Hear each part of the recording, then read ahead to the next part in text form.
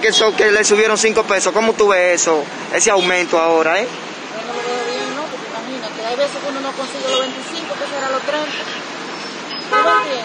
Porque si ellos están embromados, nosotros también. Yo no trabajo, yo ni trabajo.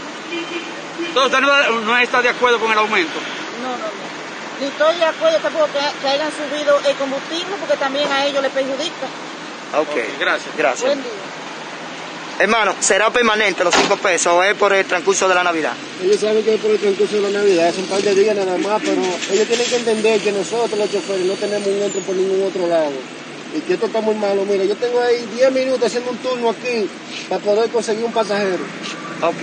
¿Tú ves? Gracias. Y así que está la cosa.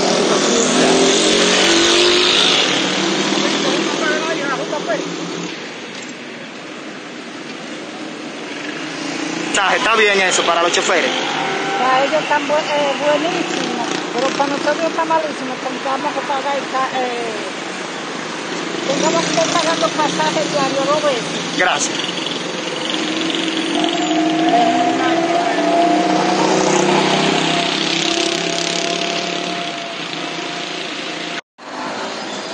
Mi amor, ¿cómo tú ves eso? Los 5 pesos de aumento, ¿cómo tú lo catalogas? ¿Sí usted, señora? ¿Eh?